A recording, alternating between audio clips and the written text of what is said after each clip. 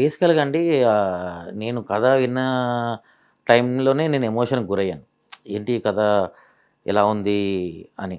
అంటే నేను as a technician నాకిదంతా కథ అని తెలిసినా కూడా ఒక షాక్‌కి లోనయ్యాను. అంటే ఇలాంటి కథ మనం వర్క్ చేస్తున్నాము అంటే ఫస్ట్ టైమ్ ఒక ఫీలింగు ఇంత ఎమోషన్ ఉంది ఏంటి గుండెలు పిండేసి అంతా అని ఒక ఇది అండ్ మనమే పని చేస్తున్నాం అని తెలుసు. తెలిసి. ఇంత తెలిసిన తర్వాత అసలు దీనికి మనం ఏం న్యాయం చేయగలుగుతాం అనేది ఒక పాయింట్ వస్తది. హ్మ్. యాజ్ ఏ టెక్నీషియన్ నా వర్క్ నేను చేస్తుండొచ్చు. దాన్ని ఒక లిమిట్ క్రాస్ చేసి ఎంత చేయగలుగుతాం? ఏదైనా పుష్ చేయగలుగుతామా? స్ట్రెచ్ అయ్యి ముందు. స్ట్రెచ్ చేసి మనం ముందే క్లారిటీ తీసుకోగలుగుతామా? ఈ బడ్జెట్స్ అన్ని కన్సిడర్ చేసుకొని ప్రీ ప్రొడక్షన్ అనేది బాగా చేస్తున్నామండి. ఈ మధ్య మనం ప్రతి సినిమాకి పెద్ద సినిమాలకి ప్రీ ప్రొడక్షన్ అనేది బాగా జరుగుతుంది. హుహు. ఈ సినిమాకి ఆల్మోస్ట్ 14 నెలలు ప్రీ ప్రొడక్షన్ చేశాం. అబ్బా! మీకు తర్వాత ఈ మినియేచర్స్ అవన్నీ కూడా చేశాం. అన్ని సెట్లు ఏవైతే 23 సెట్లు, 24 సెట్లు ఉంటాయో అన్నిటికి మినియేచర్స్, అన్నిటికీ లేఅవుట్స్ అన్నీ లైవ్‌లో యేసుకొని చూసుకొని ఎంతవరకు కావాలి. సో, సినిమాలో మనకు కనపడిచ్చే కొంతే అవ్వచ్చు. దీని తర్వాత పక్కన గ్రౌండ్ ఉందా? లేదా ఈ పక్కన ఏముంది? అని ఓవరాల్ ఆ ఊరు టెర్రెయిన్ ఒకటి అండర్‌స్టాండింగు. దానికి ఒక మ్యాపు. లెఫ్ట్‌కెళ్తే ఇదొస్తుంది, రైట్‌కెళ్తే ఇదొస్తుందని ఒక అండర్‌స్టాండింగు. ఆ సినిమాకి ఏమీ కంటెంట్‌లో ఉండదు. బట్ మనం విజువల్‌గా ఒక జర్నీ చూయించాలంటే ఈ మనిషి ఇక్కడి నుంచి ఇక్కడికెళ్ళాడు.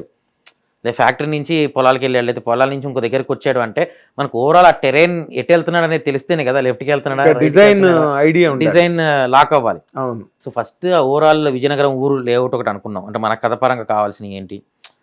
ఎవరిల్లు ఎక్కడుండొచ్చు? ఈ కుస్తీశాల ఎక్కడుండొచ్చు ఈ ప్లేస్‌లో? బికాజ్ ఏదైనా చుట్టుపక్కల ఆ ఊరు చుట్టుపక్కల జరిగిన కథే అనమాట ఇది. అవునండి. అండ్ కొండ కింద ఊరు అని ఒకటుంది. సో, అదొక ట్రావెల్. అది ఎటు సైడ్ ఈస్ట్ సైడ్ ఎళ్తే వస్తున్నాయా? కొండలోకెళ్తే వస్తుందా? అసలు ఆ జర్నీ ఏంటి? ఆ ప్రాసెస్ మీకు విజువల్స్ కూడా ఆల్రెడీ చూసుంటారు. ఫారెస్ట్ వాటికి జర్నీ ఎదురుగుండా అంతా. ఈస్ట్ వైపు వెళ్తేనే కొండలున్నాయి అది. విజయనగరంలో. సో, అంతా అవన్నీ పర్టిక్యులర్ పెట్టుకొని ఇప్పుడు మనం ఒక క్రికెట్ గ్రౌండ్ ఏసాం. అది ఇప్పుడు నార్త్‌కుంది. అంటే ఈస్ట్ డెఫినిట్‌గా బ్యాట్స్‌మెన్ సైడ్ ఈస్ట్ వస్తుందా? ఇదొస్తుందా? అట్లాంటి జియోగ్రాఫిక్ థింగ్స్ కూడా మేము చాలా అంటే ఇంత వర్క్ మీరు ఇంతకు ముందు కూడా భారీ ఎత్తు సినిమాలు చేశారు కదా! చేసాం. ఇంత వర్క్ జరిగిందండి అప్పుడు? జరిగిందండి. జరగలేదని కాదు. బట్ ఇక్కడ మరి పర్టిక్యులర్‌గా పట్టుకొని కూర్చున్నాం. కొన్నిసార్లు లిబర్టీ తీసుకుంటాం. ఓకే. ఓకే అనుకుంటా. తెలియకపోవచ్చు. పెద్ద మ్యాటర్ కాదు. మనకి ఇటు నుంచి సన్ వచ్చినా ఓకే. అనేది ఒక అండర్‌స్టాండింగ్ ఉంటది. ఈ సినిమాకి మాత్రం పర్టిక్యులర్‌లీ లైవ్ లొకేషన్‌లో సెట్ చేయడానికి రీజను అదే.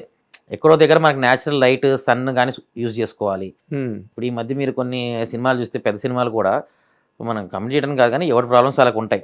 టైమ్ లైన్ ప్రాబ్లమ్స్ 100% ఉంటాయి సీజీ వైస్. ఆ సినిమాని చూస్తే ఇది సెట్టే. ఈ సెట్‌లోనే చేసాము అనే ఫీలింగ్ వచ్చేస్తుంటది ఆడియన్స్‌కి. అప్పుడు సెట్ ఫెయిల్ అయినట్టే కదా సార్? సెట్ ఫెయిల్ అయినట్టు అండ్ అక్కడ జరిగే కథని ఆడియన్స్ కనెక్ట్ అవ్వడు. ఎంతసేపు వాడికి డిస్టర్బెన్స్ అది. అవును. సెట్ ఇదేదో సెట్ లాగా ఉందా? ఇదేంటి? ఆ కొండ ఏంటి ఫేక్‌గా ఉందా? ఏంటని ఒక డౌట్‌లోకి వెళ్ళిపోతాడు. వాడి విజువలైజేషన్ మారిపోయినట్టు ట్రాక్. అంతే.